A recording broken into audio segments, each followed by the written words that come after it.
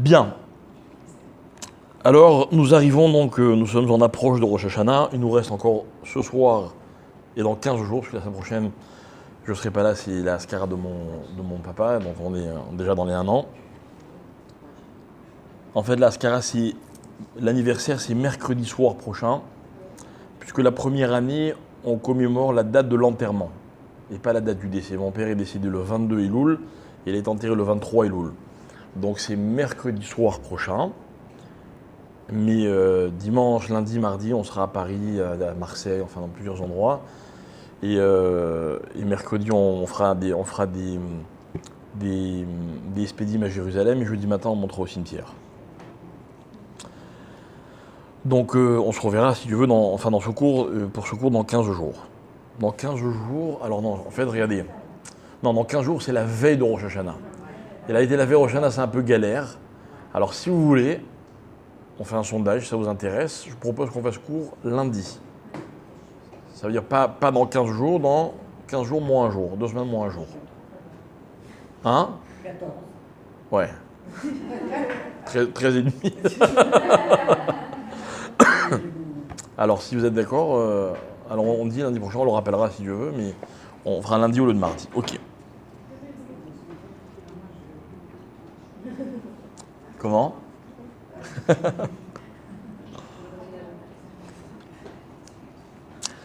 Alors, ce que je voudrais...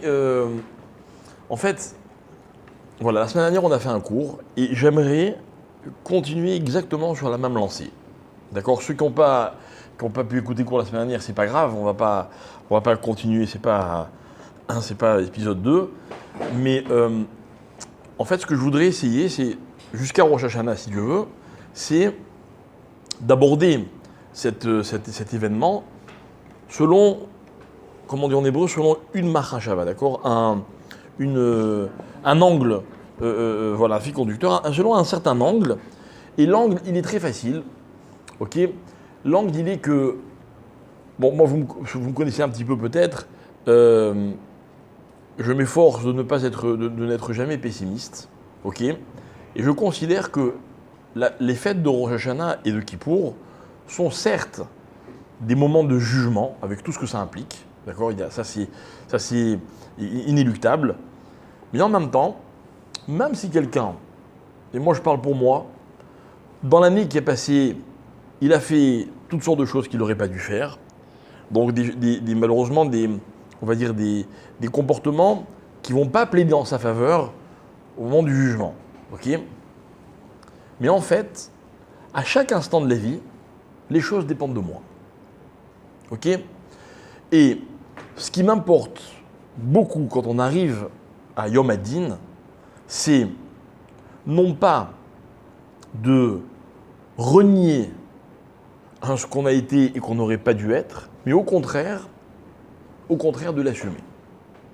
Et moi, je considère que la Teshuvah, ok, on en a peut-être parlé vaguement la semaine dernière, la Teshuvah, ce n'est pas un rejet de ce qui a eu lieu avant, mais au contraire, c'est positiver ce qui était négatif. Alors le petit exemple que je donne toujours, c'est que souvent quand les gens font Teshuvah, du jour au lendemain, ils changent de look, ils changent de prénom, ils changent de tout, d'accord? Moi je ne suis pas tout à fait dans cet esprit. Ok, on ne renie pas ses parents le jour où on fait Teshuvah, on n'est pas fâché avec ses anciens amis, et on n'est surtout pas fâché avec soi-même. Par contre, on assume ce qu'on a fait, et donc du coup, au lieu de nous affaiblir, eh ben, ça va nous renforcer. Et je considère que face à Hachem dans le Din, ce qu'il faut aussi être fort. On n'est pas là pour crâner, d'accord? On n'est pas là pour mentir sur ce qu'on a fait ou on n'a pas fait, au contraire. On est là pour dire à Dieu, voilà qui je suis. Voilà, avec mes défauts et avec mes qualités. Vous voyez, je raconte souvent que quand j'étais donc beaucoup plus jeune, un jour on m'a proposé une jeune fille en chidour. Bon, en l'occurrence, ça va devenir ma femme. Ok. Et donc c'était ma première expérience de chidour. Donc j'appréhendais un petit peu. Vous savez ce que c'est un chidour? Un chidour, non, je ne sais pas si vous connaissez, si vous avez la même définition que moi. Je vais vous donner la mienne. Un chidour, c'est vous allez rencontrer un jeune homme ou une jeune fille, ok, dans un seul but, se marier, ou alors ça s'arrête. Vous voyez, il n'y a pas d'ambiguïté. Donc c'est pas très naturel comme ambiance. Donc vous allez, vous parlez de vous, vous lui posez des questions, c'est pas évident de se découvrir, etc., faire la déballe et compagnie. Mais il y a une chose qui m'a toujours impressionné, enfin qui m'a impressionné pour toujours, ok, c'est l'authenticité qui est requise dans cette expérience. Et je me rappelle que je me disais tout le temps, je ne peux raconter que ce qui est la stricte vérité, parce que de deux choses l'une, ou bien ça servira à rien de mentir, parce que ça ne continuera pas, ou bien ça va continuer et elle finira bien par découvrir la vérité. D'accord? Et pourquoi j'ai aimé cette relation, bien que ce n'est pas évident, parce que j'ai trouvé que c'était une relation qui était vraie. Vous voyez, quand l'objectif il est clair dans la vie, on ne peut pas être autre chose que soi-même. Et moi je considère que bien souvent, les gens qui ont du mal à être eux-mêmes, ce sont des gens qui n'ont pas les idées claires. En un mot, ils ne savent pas ce qu'ils veulent. Et quand dans la vie on ne sait pas ce qu'on veut, ben on essaye. On essaye un peu ceci, on essaye un peu cela. Et puis finalement, on ne se reconnaît pas dans nos choix, et donc c'est impossible de les assumer. Alors qu'à l'inverse, quand on a des choix qui sont clairs, vous savez, choisir dans la vie, c'est renoncer. Mais renoncer, c'est pas grave. Dans la mesure au contraire, ça me permet de préciser mes choix, et ça me permet de préciser et de m'identifier à ces choix-là. Ok? Alors voilà. Prenons un exemple tout bête d'assurance. Donc je demande la halakha, on me dit t'as droit, t'as pas droit. Ah, j'ai pas droit, donc je peux pas le faire. Ça va peut-être engendrer peut-être des pertes, je sais pas. D'accord? Ça va compliquer les choses. Mais c'est pas un problème. Parce que si c'est mon choix, bah du coup, c'est pas une situation dans laquelle je ne suis pas entier avec moi-même. Non. C'est comme quelqu'un qui choisit de se marier, donc il renonce à beaucoup de choses, mais c'est pas une frustration. C'est comme quelqu'un qui décide d'être parent, donc il va renoncer à certaines choses, sans que ça crée aucune frustration, etc., etc. Dans la vie, on est frustré de ce qu'on n'a pas vraiment choisi, ou des choix dans lesquels on ne se reconnaît pas. La teshuva, mes chers amis, c'est un vrai choix. Une teshuva, c'est quelque chose qui renforce la personne. Moi, je ne sais pas si vous ressentez la même chose que moi, mais tous les ans à Kippour, à un moment comme ça, il y a une idée qui me caresse l'esprit, pas longtemps, je vous rassure. Je me dis, ce serait pas mal qu'il y ait 2 Kippour dans l'année. Vous inquiétez pas, il n'y en aura pas, ok? Parce que je suis un peu timide. Vous avez bien de la chance. Alors,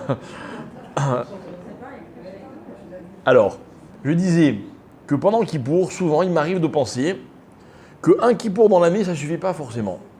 Que peut-être ce serait bien d'en avoir un deuxième. Pourquoi? Parce que quand on vit vraiment Kippour, il y a un moment où on se sent très fort.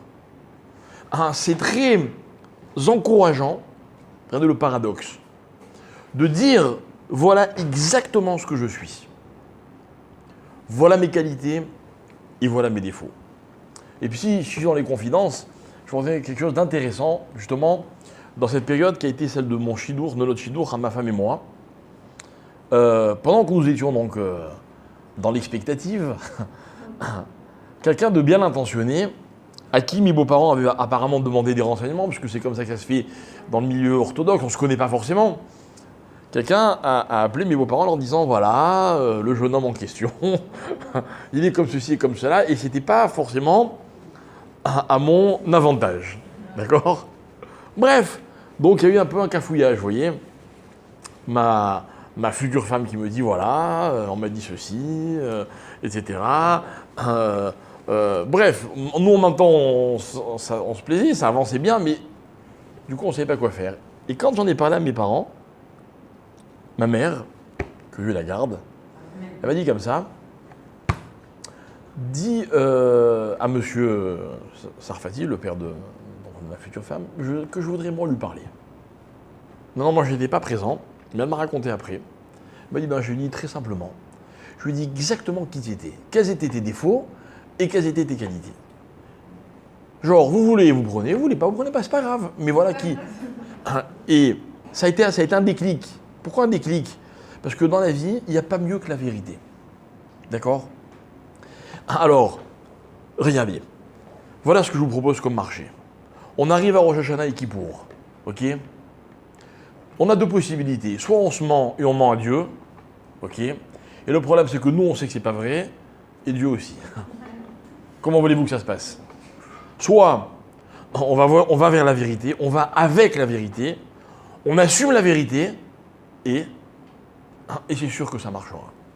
Et d'ailleurs, dans la prière de Kippour, il y a un texte qui est très très beau, dans lequel à un moment on dit, en général c'est le Chazan qui le dit, et on l'accompagne à voix basse, il dit comme ça, il dit, contrairement à tous les autres tribunaux du monde, dans lesquels on a souvent intérêt à cacher la vérité, pour être acquitté.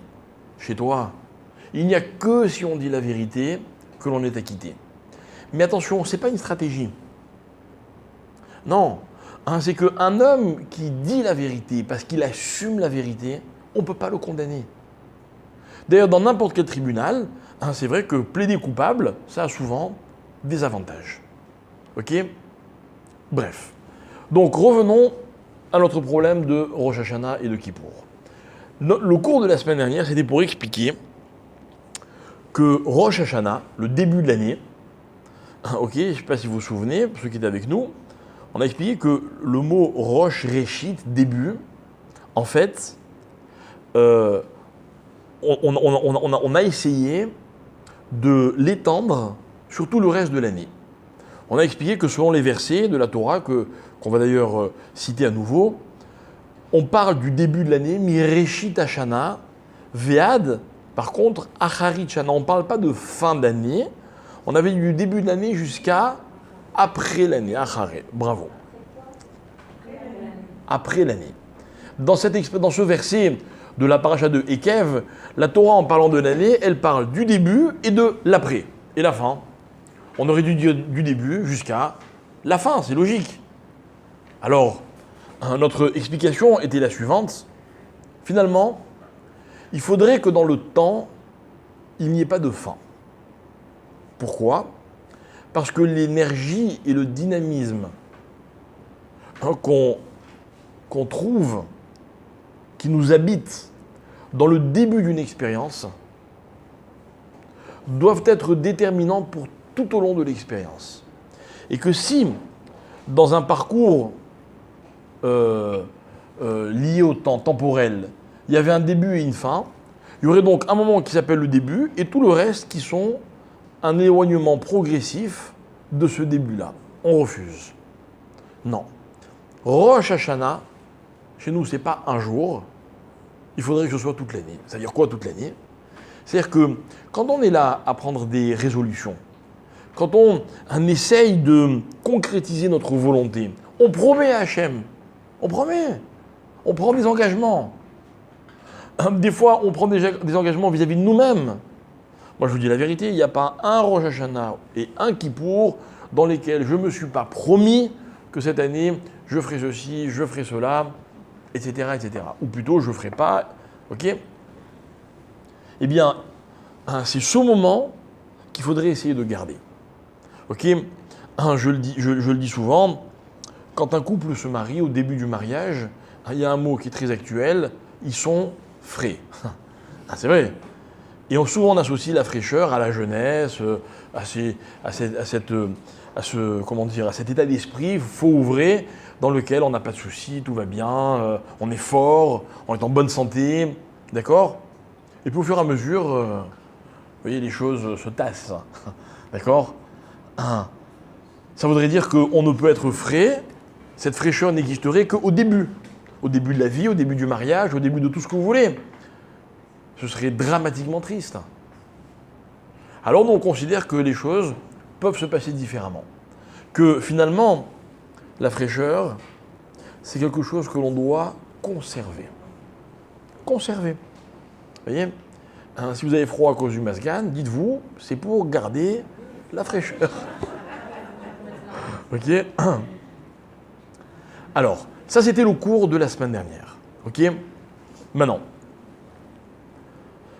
ce qu'on va essayer d'expliquer aujourd'hui, on va approfondir un peu cette idée en disant la chose suivante. L'idée du début et de la fin de l'année, enfin du début et de après l'année, se trouve dans un verset de la paracha de Eikev, encore une fois, dans lequel il est question, tenez-vous bien, de la terre d'Israël. Ok.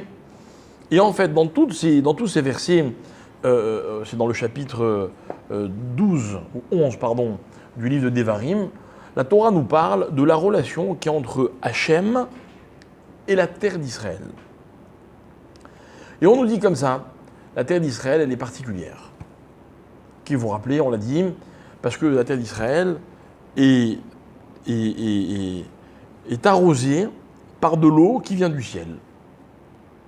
Alors le verset disait, c'est un pays dans lequel il y a des montagnes et des vallées. Eretz Harim Upkaot.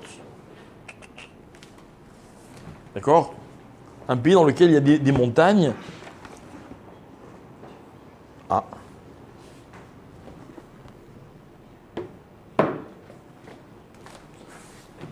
Dans lequel il y a des montagnes et des vallées.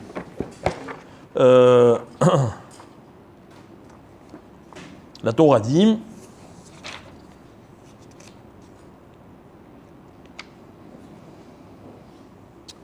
dans ce pays-là, alors c'est quoi des montagnes et des vallées? C'est que des fois en Israël, écoutez bien, hein? Exactement. Des fois on est en haut et des fois on est en bas. Ok?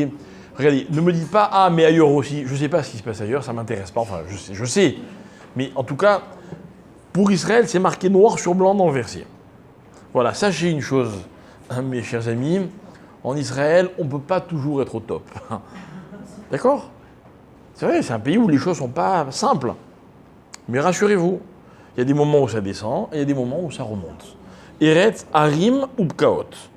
Évidemment, ce n'est pas le sens littéral du verset, mais c'est l'idée qui est enseignée ici. Limtar Hashamaim Tishte Maim. Alors regardez, c'est un pays dans lequel tu boiras de l'eau grâce à la pluie du ciel. Ça veut dire quoi? Donc ça vient juste après les montagnes et les dépressions et les vallées. Et nos maîtres disent comme ça, dans la vie d'un homme en général, quand l'homme est en haut, il a tendance à regarder en bas. Mais quand l'homme est en bas, il n'a pas le choix que de regarder en haut. D'accord? En Israël, en tout cas, c'est sûr que c'est comme ça. Alors, quand ça ne va pas, dit le verset, vous inquiétez pas, il faut regarder en haut. Ok? Eretz Asher Hashem Elokecha Doresh Ota, un pays que Dieu surveille, on avait traduit la semaine dernière. Tamid Ene Hashem Elokecha Ba, les yeux d'Hachem sont posés sur elle, Mireshit Hashana Vead Acharit Shana. Du début de l'année jusqu'à la fin, jusqu'à après l'année. D'accord? Deux précisions sur ce verset. La première, c'est que, de nouveau, il s'agit de la terre d'Israël. Ok?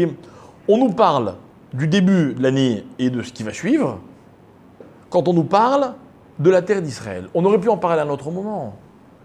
Début de l'année, fin de l'année, c'est un thème universel, il ne s'agit pas que de la terre d'Israël, on va voir. Deuxièmement, c'est un détail mais qui n'en est pas un, Mi Reshit Hashana. Vous savez comment s'écrit le mot Reshit? Le mot Reshit a pour origine le mot Rosh. Ça s'écrit comment Rosh? Resh Aleph Shin. Donc Reshit, regardez le premier mot de la Torah, Bereshit, c'est Resh, Aleph, Shin, Yud et Tav. Or, là il manque un Aleph. Mereshit, dit le verset, Resh, Shin, Yud, Tav. Il est parti où le Aleph? Donc tout le monde se pose la question. Alors, les Chachamim vont expliquer la chose suivante. Ils vont dire, tu sais pourquoi il y a marqué Reshit sans le Aleph? Parce qu'on veut nous dire comme ça. C'est bien. Dans la Gemara de Rosh Hashanah, page 17. Amar Rabbi Yitzhak. Kol Shana. Sheracha bitrilata, mit asheret besofa. Je traduis. Toute année, dont le commencement littéralement est pauvre, donc il commence dans la pauvreté, mit asheret besofa. À la fin, hein, mit asheret, c'est-à-dire quoi? On devient riche. Vous voyez? Bon, ok.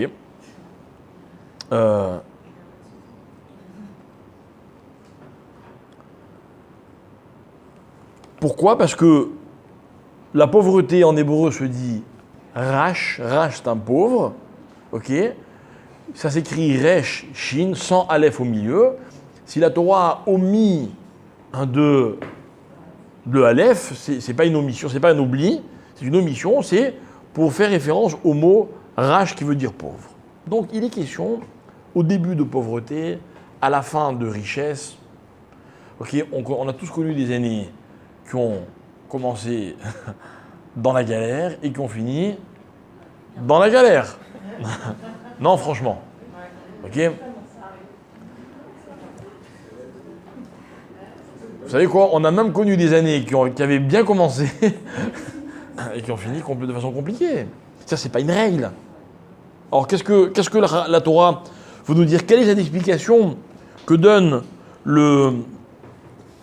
la Guémara au nom de Rabbi Yitzhak? Ok.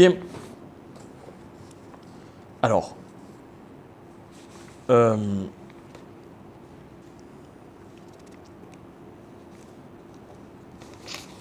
ailleurs, toujours dans le livre de Devarim, mais cette fois-ci dans la paracha de Devarim, pardon, de Vaetranan, la Torah dit la chose suivante. Je vous cite le verset. De nouveau, il est fait référence à la terre d'Israël. Donc je vous rappelle qu'on est dans le désert, qu'on va vers Israël, on désire Israël, on attend avec impatience de pouvoir s'y installer. Et la Torah dit la chose suivante. Ve'asita ayashar ve'atov be'ene Hashem. Très simple. Ve'asita. Tu feras. Ayashar ve'atov. Ce qui est droit et bien, be'ene Hashem, aux yeux de Dieu. Les manitavlach, afin qu'il te fasse du bien. Uvata, alors tu viendras. Ve'yarashta et haaretz atova. Et tu hériteras de cette terre magnifique qu'il a promis, qu'il a juré à tes pères. Et il repoussera tes ennemis comme Hachem te l'a promis. D'accord? Vous voulez Israël? Qu'est-ce qu'il faut faire? Ayashar ve'atov. Il faut être droit. D'où le mot Israël, Yachar. D'accord? Ça a l'air facile, hein? En même temps, regardez, ce qui est étrange, c'est quoi? C'est que la Torah me dit, si tu es Yachar, alors tu hériteras, tu pourras conquérir la terre d'Israël. Mais celui qui est Yachar, d'accord, c'est pas sa seule récompense. Et d'autre part, on n'a pas vu des gens Yachar dans les générations dans lesquelles ils ont rêvé d'Israël sans pouvoir y arriver? Prenons l'exemple de Moshe. Et puis prenons l'exemple de nos grands-parents, arrière-grands-parents, pour qui c'était inconcevable d'un jour de venir en Israël, et pourtant c'était aussi peut-être des gens droits. D'accord? Il y a eu des grandes tzadikim, ou même des gens très simples, mais qui étaient droits. Et en fait, ce qui est intéressant, écoutez bien, c'est ce rapport à la terre d'Israël.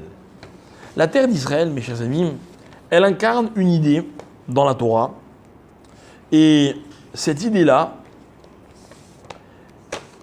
elle nous est expliquée justement,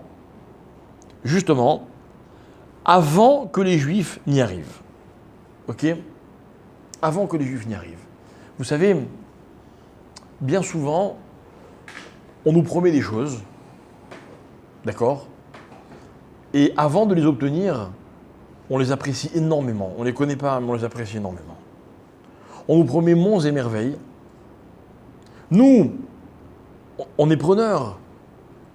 On achète toute cette argumentation, toute cette déballe qu'on nous a fait. Et puis quand on arrive dans la réalité, il y a souvent un décalage. N'est-ce pas? J'ai une question purement philosophique. Qu'est-ce qui est plus vrai dans la vie? Qu'est-ce qui est plus vrai? La description qu'on nous fait d'une chose avant qu'on ne la perçoive, ou la perception qu'on a de la chose une fois qu'on l'a découverte?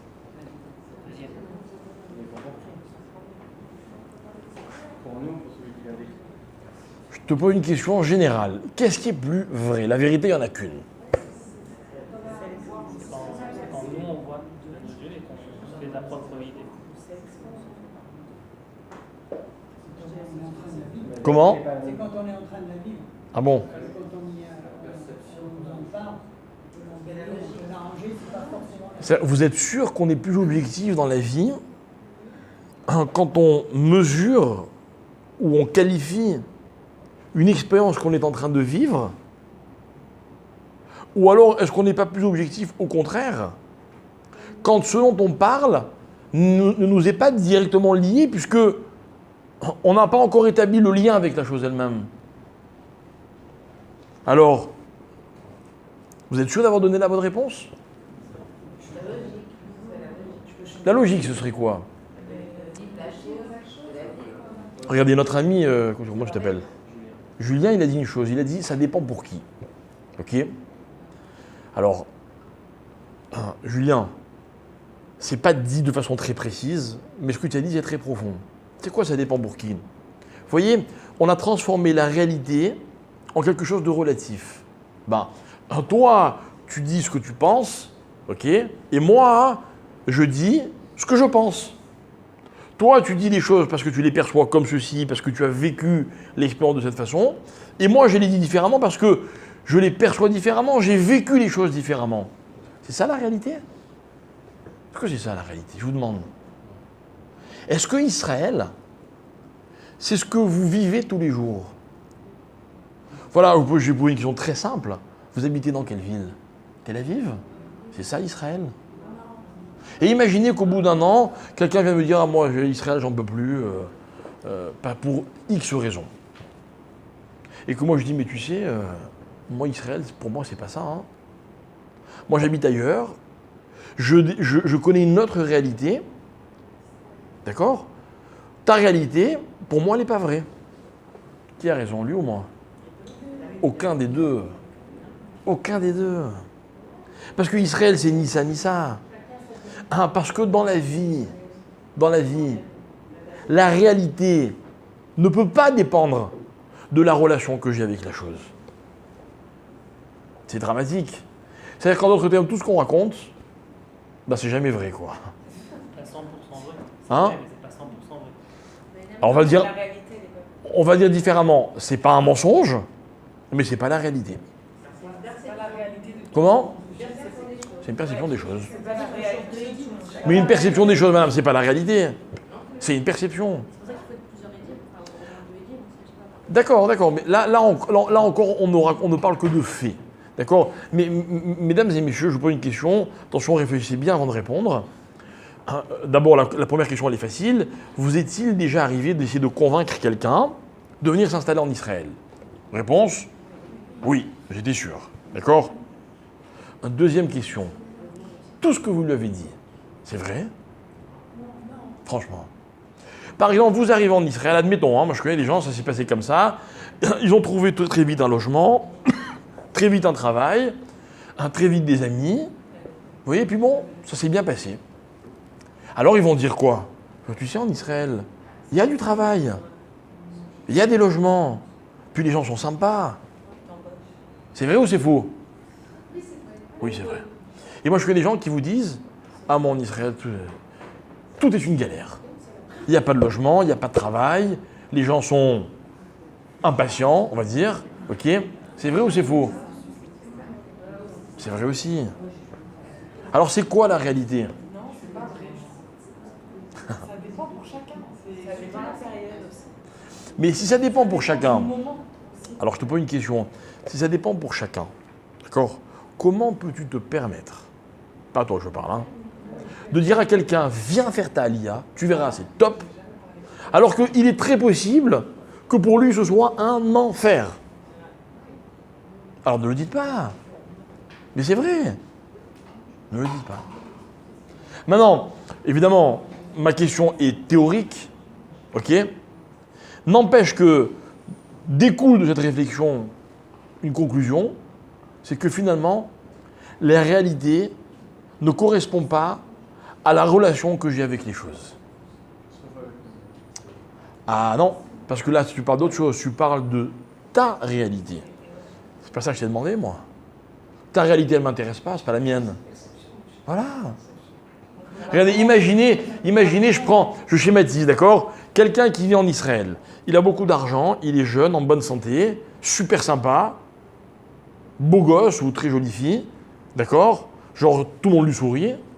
Et vous parlez à quelqu'un, en face, le pauvre. D'accord? Il n'a rien de tout ça. Miskin, c'est vrai, ça existe.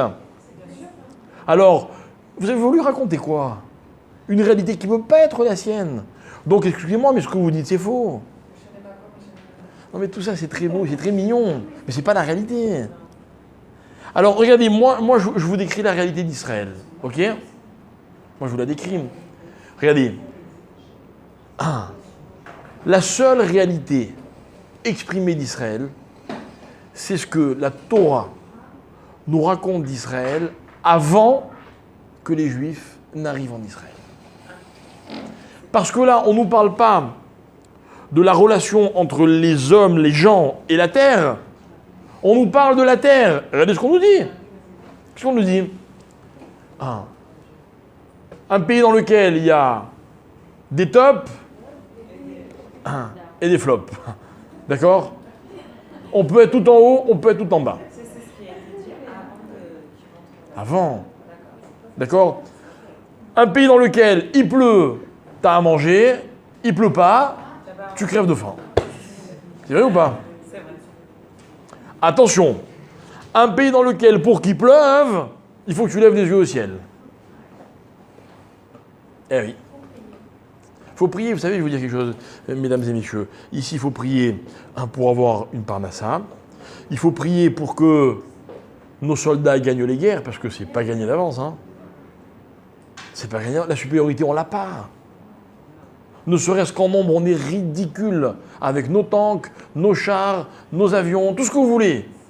Mais par contre, si on lève les yeux au ciel, tout peut marcher. D'ailleurs, regardez autour de vous, il n'y a que des miracles. Il n'y a que des miracles.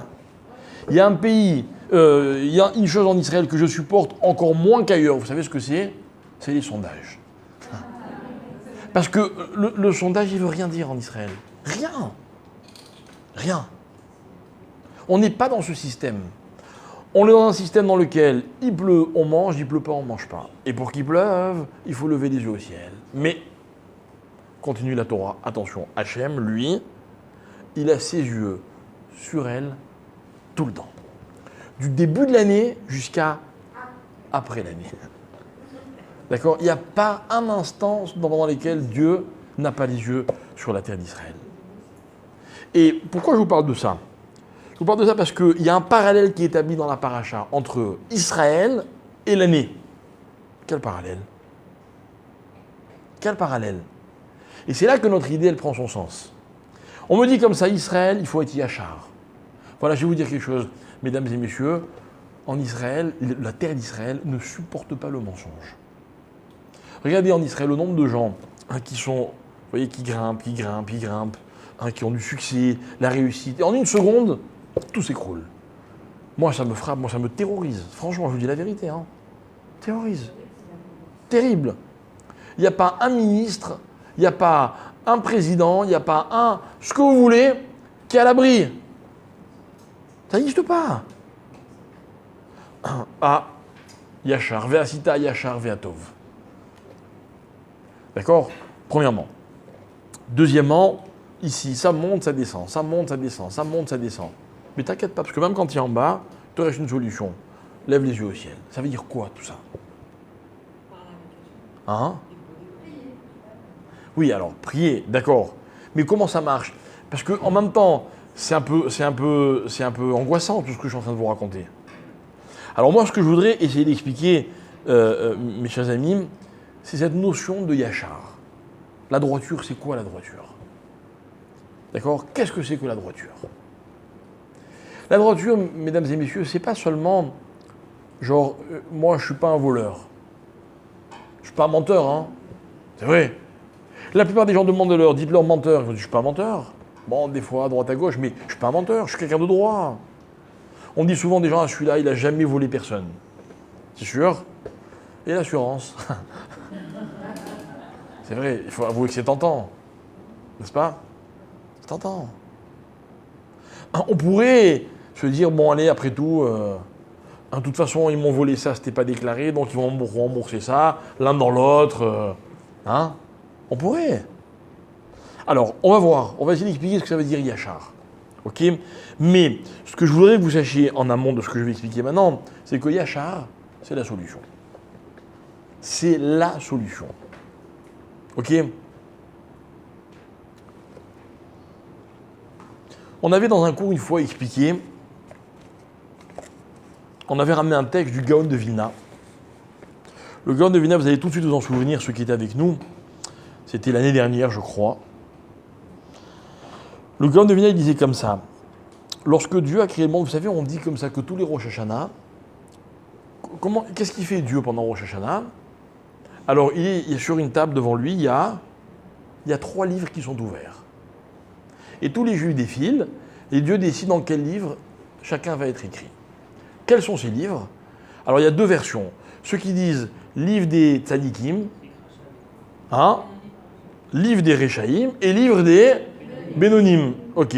Ceux qui sont entre les deux, ni Tzadik ni Racha. C'est bon? D'autres disent non, il s'appelle le livre de la vie, le livre de la mort, et le livre de ceux qui sont suspendus, Klouim Veomdim. D'accord? D'accord? Voilà, en sursis. Ok? En sursis, c'est déjà pas mal, croyez-moi. Le Gaon de Vilna, il a une explication magnifique. Le Gaon de Vilna, il dit comme ça, il dit en fait, le monde a été créé avec 3 livres. Dans la vie, il y a 3 livres. Il y a le premier Sefer, le deuxième Sefer et le Sipour. J'explique. Un Sipour, c'est un récit. Le premier Sefer, c'est quoi? C'est ce que l'auteur écrit dans le livre. Vous voyez, il y a un livre qui contient ce que l'auteur a écrit. Jusque-là, vous me suivez, c'est facile. Il y a un deuxième livre. C'est le livre que lit le lecteur. J'explique. Quel que soit le livre que vous avez lu dans votre vie, les livres que vous avez lus, entre ce que l'auteur avait écrit et ce que vous avez lu, il y a un décalage considérable. Au point que nos maîtres appellent ça un deuxième livre. C'est fabuleux. Un deuxième livre. Ok? Et enfin, il y a le troisième livre qui s'appelle Sipour. Sipour, c'est quoi? Écoutez bien. C'est ce que le lecteur raconte.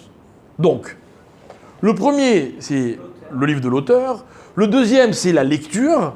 Et le troisième, c'est le récit de ce que j'ai lu. Et entre ce que j'ai lu et ce que je raconte, il y a encore un décalage assez considérable. Mais ne soyez pas déprimés, ok?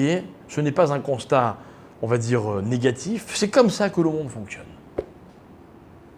Donc moi, quand je viens bêtement vous demander, elle est où la réalité dans ce qu'on vous raconte, dans ce que vous découvrez? Bah, il a raison, Julien. En fait, aucun des deux. Voilà. Il n'y a pas de réalité. La réalité, elle est ce qu'elle est. Et moi, dans ma vie, dans mon parcours, je vais m'en rapprocher ou m'en éloigner, vous voyez, au fur et à mesure des circonstances de la vie. Et puis un jour, j'aurai la mienne. J'aurai mon propre Sipour. Très bien. On peut approfondir, étudier. On a donné ce cours, je vous répète, je crois que c'est l'année dernière ou même il y a 2 ans. Ok, on avait expliqué l'histoire de ces 3 livres. Mais je voudrais m'arrêter sur un point différent de celui de la dernière fois. Je voudrais dire comme ça que le mot Sefer en hébreu, livre, qu'est-ce que c'est qu'un Sefer? Le mot Sefer, Donc on va faire un peu de grammaire très rapidement. Les trois lettres, Samer, Peresh, forment plein de mots. Donc Sefer, le livre, Sipour, l'histoire, ok. Les Saper, c'est Sipour, c'est pareil.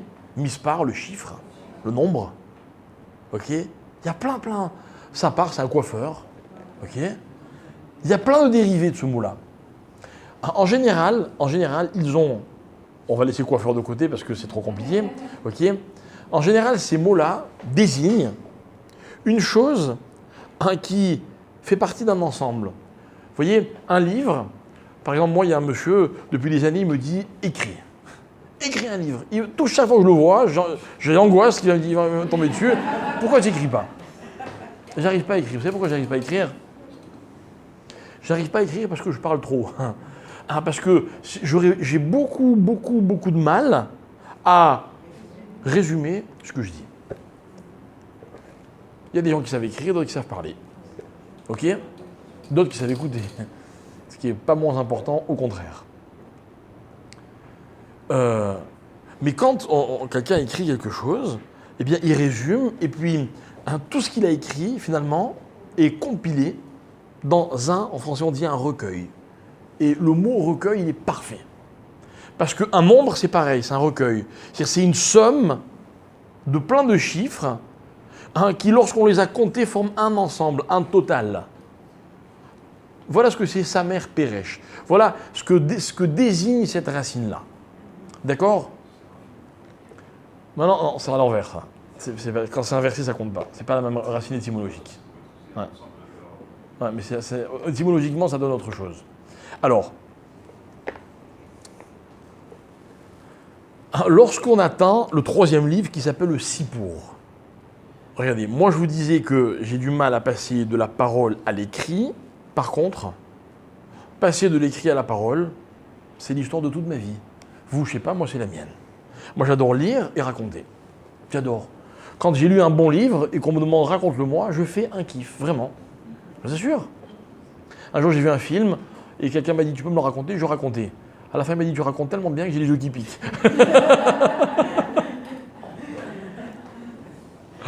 C'est-à-dire que quand il a pu la télécommande que ça n'a pas marché parce que je ne me suis pas tué, mais bref, raconter c'est quoi? C'est transformer en paroles, ok, ce qui n'était pas des paroles. Ce qui était autre chose. Mais attention, c'était quand même des mots. Mais des mots écrits, ce ne sont pas des mots racontés. Ce n'est pas le même livre. Le récit, c'est un troisième livre. Qu'est-ce qu'on veut dire par là? Écoutez bien.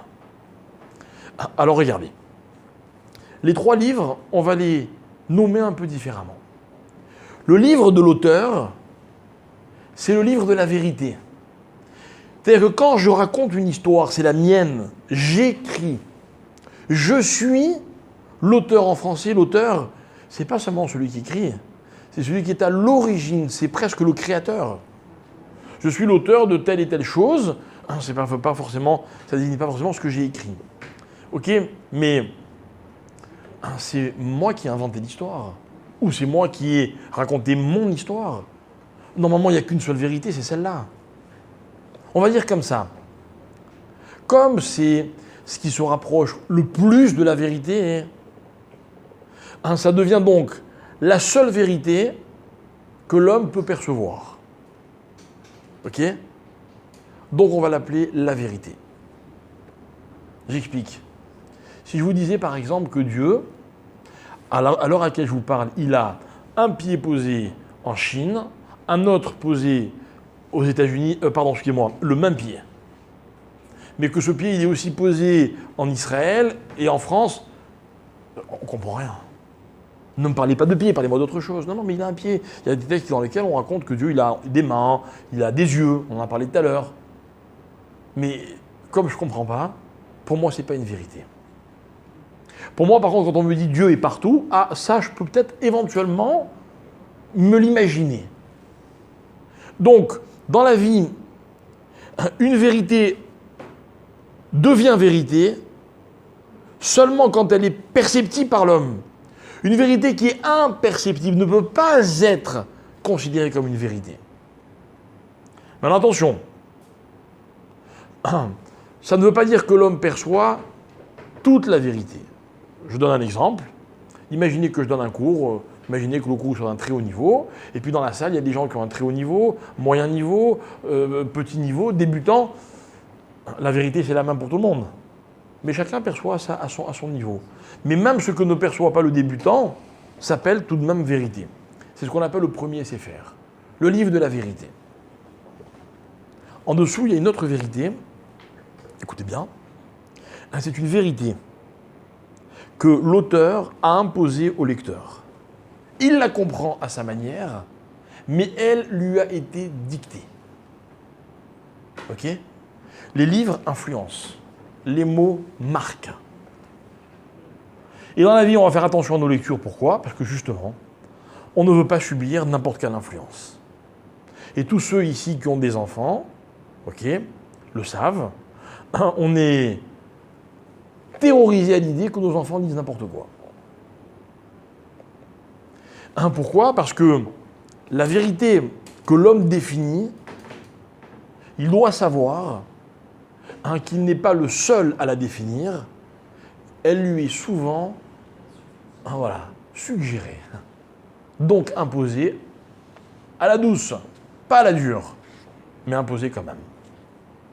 Et un fort de la vérité absolue, en tout cas comme on l'a défini tout à l'heure, de la vérité imposée, l'homme va faire une synthèse, ok, et il va trouver sa propre vérité, si pour. Et quand il va vous raconter l'histoire, ça va être passionnant. Pourquoi ? Parce qu'il va vous le raconter à sa manière. Raconter un livre de Oui Oui à vos enfants, vous connaissez Oui Oui, d'accord ? Ken Ken, c'est connu. Demandez-leur après un enfant de 4 ans de vous re-raconter l'histoire, il y a des choses qui l'ont accroché, d'autres non, ça devient son histoire à lui. Et voilà, mes chers amis, ce que c'est que le parcours d'une vie. C'est un parcours dans lequel on m'impose des vérités. Ok ? Je sais aussi qu'il y a une vérité absolue, je navigue entre les deux, et puis au fur et à mesure de ma vie, dans mon évolution, je découvre ma vérité. Ok ? Dites-moi, c'est quoi un tzaddik ? Alors vous savez, moi je ne suis pas un fin psychologue, mais je suis certain que si je m'amusais à vous laisser définir, à vous, ce qu'est un tzaddik, j'arriverai à peu près à un portrait robot de ce que vous êtes. Chacun. Mais c'est sûr. Ah si. Parce qu'imaginez, je vous dis, moi pour toi, un tzaddik, c'est quoi ? C'est quelqu'un, par exemple, qui vit enfermé dans une synagogue, qui ne regarde pas les femmes, qui dit jamais un mot sur les autres, jamais il parle de personne, jamais. Ok ? Qui ne fait... Vous allez me dire, mais non, c'est pas ça un tzaddik. Et vous allez rajouter à cette image-là, ok, qui pourtant est une image de pureté, des petits ingrédients de votre vie à vous de tous les jours, parce que notre seule chance de nous en sortir quand on se regarde dans un miroir, c'est de se dire que finalement, nous aussi on peut être tzaddik. Peut-être que tzaddik c'est ce que je suis aussi, parce que s'il est vrai que j'ai des défauts, je ne vous dirai pas lesquels, pour ne pas vous donner des idées, mais j'ai fait tel avéra, tel ceci, tel cela, mais j'ai des qualités extraordinaires. Donc finalement, l'image du tzaddik, elle peut correspondre à ce que je regarde, à ce que je vois dans un miroir. Ça, c'est si pour, vous voyez ? C'est la synthèse de tout ce que j'ai découvert, de ce que je sais sans l'avoir mis en pratique, de ce que je sais parce que je l'ai mis en pratique.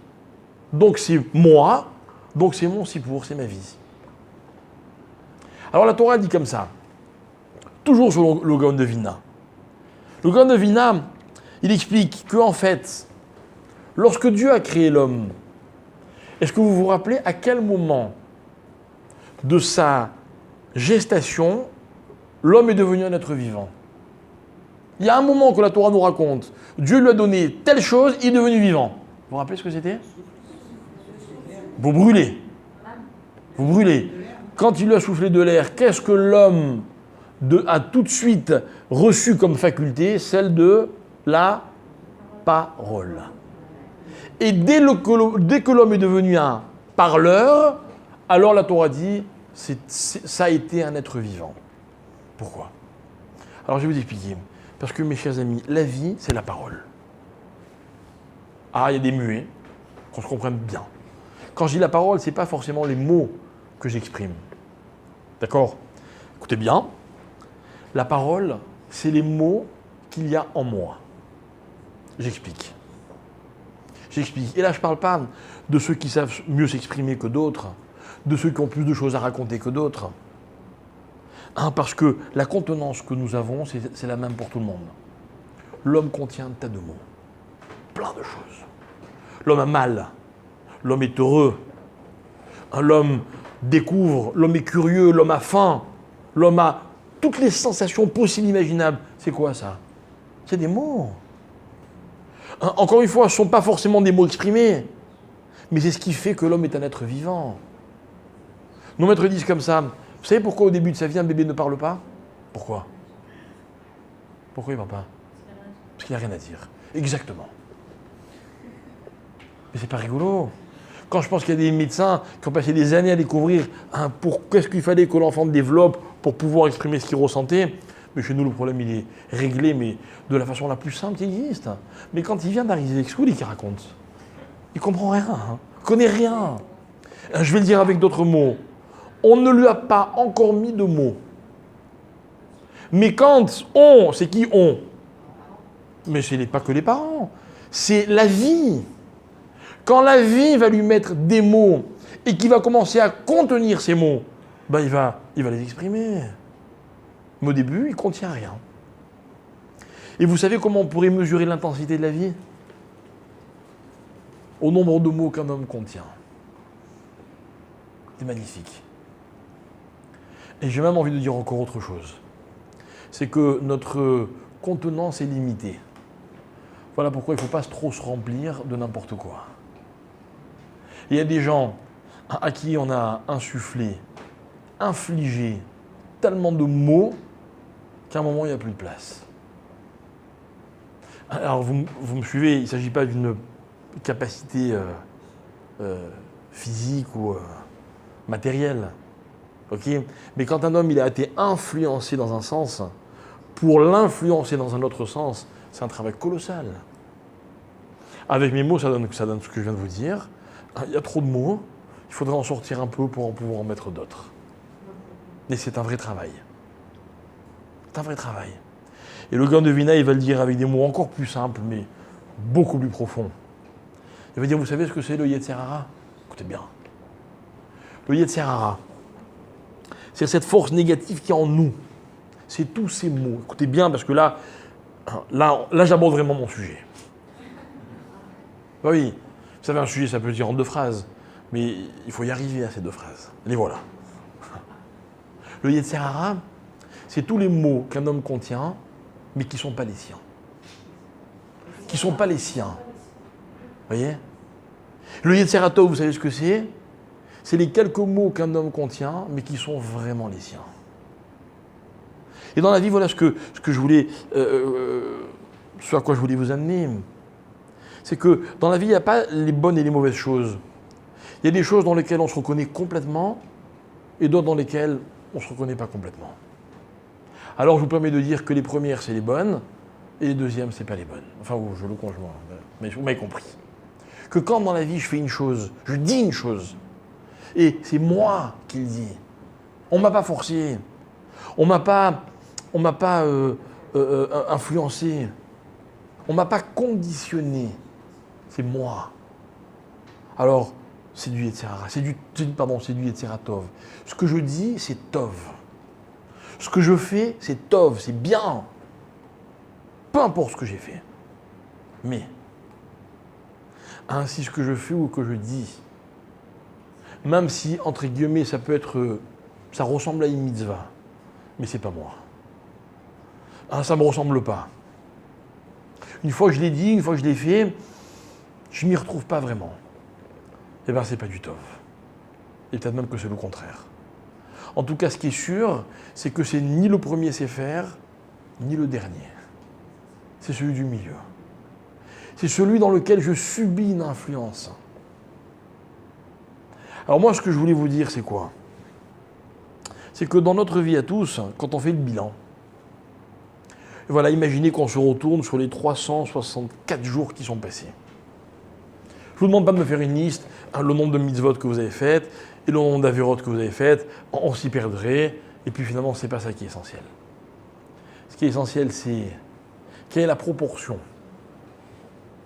dans ce que vous avez fait, de ce qui vous appartient vraiment par rapport à ce qui ne vous appartient pas vraiment.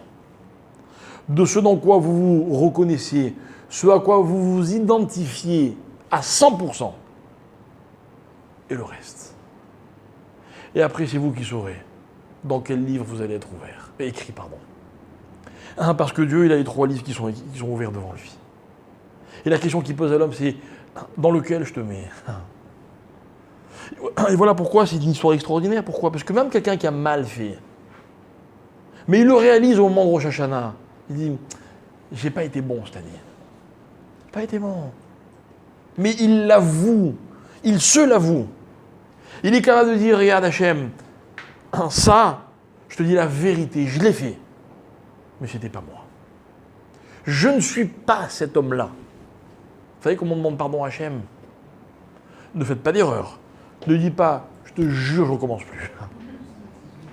Ne prenez pas ce risque. Dites-lui, voilà Hachem, regarde, sur 364 jours, 5 jours, il y en a peut-être un seul dans lequel j'ai été bon. Mais ce jour-là, c'est celui qui me définit vraiment. Tout le reste, c'est une erreur. C'est un nombre incalculable d'erreurs, peut-être, mais c'est pas moi. J'ai raison ou j'ai tort ? Est-ce que dans la vie, quand on est fier d'avoir fait quelque chose, ça peut s'appeler autrement qu'une mitzvah ?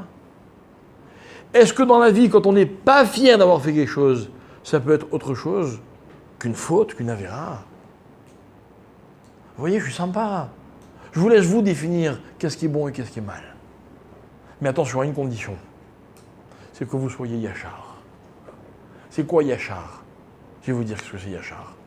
Yachar, c'est que bien souvent, je vais d'abord expliquer le contraire. Dans ma vie, entre ce que je suis et ce que je fais, il n'y a pas de ligne droite. Vous savez ce que c'est une ligne droite ? C'est quoi une ligne droite ? C'est quoi ? Moi, je l'ai appris à l'école très tôt. C'est le point le plus... C'est la façon, comment dire, la plus courte pour aller d'un point à l'autre. N'est-ce pas ? Mais dans la vie, combien de choses on fait en ligne droite ? Regardez le nombre d'erreurs que l'on commet parce qu'au lieu d'aller directement, on fait des détours. Et on tourne en rond. Et on hésite. Et on ne veut pas. Et on sait que... Mais non.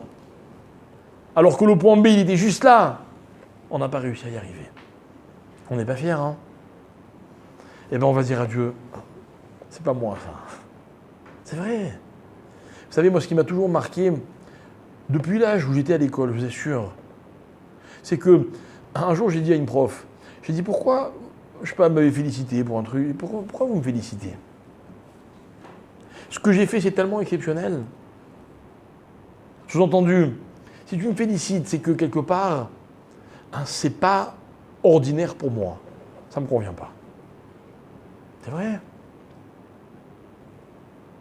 Un jour, quand j'ai fait la réflexion inverse à mon père, je lui dis, papa, toi, tu ne nous fais pas beaucoup de compliments. Hein. C'est vrai. Tu es un peu avare en compliments, mon père. Pardon, il n'était pas avare, il était exigeant en compliments. Il me disait, mon fils, quand je te fais un compliment, pas une question de mériter ou pas mériter. C'est que c'est exceptionnel. T'as envie que quand tu fais quelque chose de bien, ce soit exceptionnel, ou tu préfères que ce soit normal ? Je ne dis pas qu'on n'a pas besoin de compliments, mais trop de compliments tue le compliment.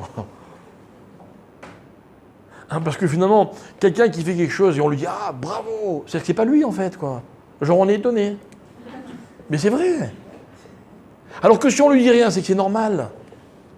Alors attention, c'est pas comme ça qu'on élève un enfant. Un enfant, il a besoin d'être encouragé. Pas que les enfants d'ailleurs, même les adultes. Vous savez, moi je dis toujours, dans une relation quelle qu'elle soit, ok, les saveurs sont les mots positifs qu'on se dit. D'accord ? Le côté terne de la vie, c'est quand on oublie de se faire des compliments. Et quand vous dites à quelqu'un « Ah, tu ne fais pas de compliments ?» Oui, bah excuse-moi, mais tu sais bien que tu es exceptionnel, donc tout ce que tu as fait, c'est normal. Peut-être que c'est vrai. Mais c'est pas sympa. Je reviens à mon sujet. Voilà ce que c'est, mes chers amis, Rosh Hashanah.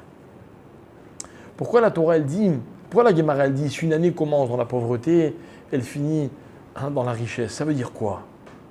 Ça veut dire qu'une année, c'est quoi? C'est pas un résultat. Une année, c'est un potentiel. Eh bien, moi aussi, je suis un potentiel. Et moi, en tant que potentiel, je vais vous dire, des fois, je sens que je m'exploite, et des fois, je sens que je ne m'exploite pas. Et quand j'arrive devant Dieu à Rosh Hashanah, je lui dis, écoute Hachem, regarde, j'ai un potentiel inouï. Je ne l'ai pas encore exploité, d'accord, mais donne-moi une chance. Si tu me donnes encore une chance cette année, tu vas voir. Alors là, cette année, je vais l'exploiter, mon potentiel. Ça veut dire quoi? Je ne me trahis pas. Je ne me trahis pas. Je ne dis pas, je suis un sadique. Je ne dis pas, je n'ai pas fauté. Je ne suis même pas amer des erreurs que j'ai commises. Je dis juste, tu sais, dans la vie des choses, elles sont la force qu'elles contiennent. La force, l'énergie d'un commencement en hébreu, il s'appelle koar. Vous savez ce que c'est koar? Koar, ce n'est pas une force. Attention, je précise. Ce n'est pas une force qu'on peut observer, c'est une force qui est contenue. Et la force contenue est souvent bien supérieure à la force qu'on peut observer. Voilà ce que c'est un réchit. Pourquoi le début d'une expérience est tellement fort, est tellement intense? Parce qu'il y a dans ce début toute l'énergie sur laquelle on va puiser tout au long de l'expérience. Voilà ce que c'est que Rosh Hashanah. Alors moi j'ai compris, grâce à vous en préparant ce cours, que finalement, qu'est-ce qu'il y a d'exceptionnel dans Rosh Hashanah? C'est que c'est le moment où on est le plus nous-mêmes. C'est le moment où on dit voilà à quoi je m'identifie et voilà à quoi je ne m'identifie pas. Même si le lendemain de Rosh Hashanah, on redevient celui auquel on ne s'identifie pas, mais à Rosh Hashanah, on a été vrai. Et je crois, si j'ai bien compris les textes de la prière, que c'est là-dessus que Dieu nous juge. Au-delà de faire un bilan de ce qu'on a fait, de ce qu'on n'a pas fait, je crois que j'ose espérer que ce qui intéresse Hachem, c'est ce que l'on est. Ce que l'on est. Et dans la vie, malheureusement, on ne peut pas se permettre d'être ce que les autres veulent que nous soyons. On ne peut pas se permettre d'être constamment conditionné. On ne peut pas se permettre de ne dire que ce que les autres ont envie d'entendre. On ne peut pas se permettre de faire ce qui va nous permettre de ressembler aux autres. Vous voyez de quoi je parle? Je n'ai pas besoin de préciser dans mes exemples. Ok? J'ai besoin d'être moi-même. Et vous savez, ce qu'il y a d'extraordinaire quand on connaît quelqu'un, quelle que soit la connaissance, une connaissance très intime ou bien même des gens avec qui on échange, c'est que connaître quelqu'un, c'est voir ce qui le différencie des autres. Ne pas connaître quelqu'un, c'est voir ce qui le rapproche des autres. Et vous voyez, on est dans une salle, je pourrais dire, il y a des femmes et des hommes. Et puis je prends toutes les femmes et je les mets dans un ensemble, et tous les hommes dans un ensemble, c'est ce qui vous rapproche, c'est ce qui vous unit, n'est-ce pas? Je pourrais dire, il y a les jeunes et les moins jeunes. D'accord?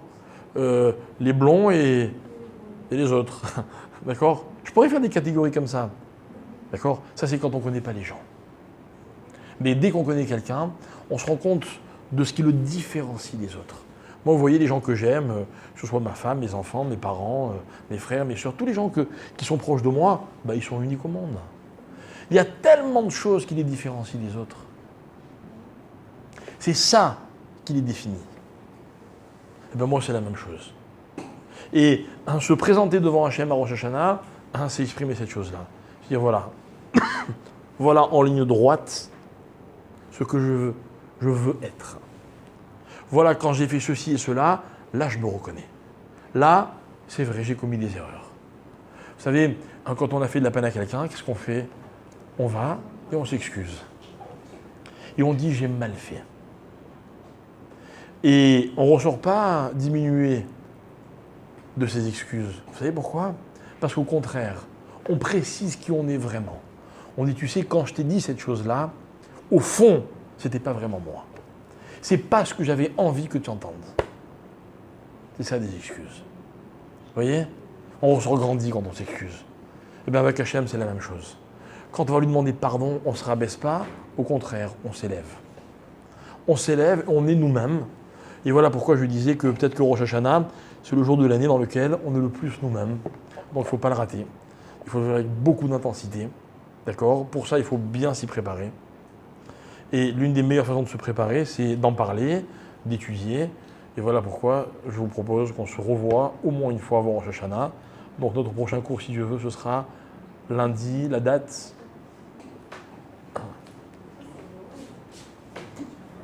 Vendredi 15, samedi 16, 17, 18. 18. D'accord ? 18. D'accord ? Ça veut dire que ce sera le 28 Elul. Je vous dis ça juste parce que ce sera mon anniversaire, mais enfin, c'est pas très intéressant. Voilà. Merci beaucoup.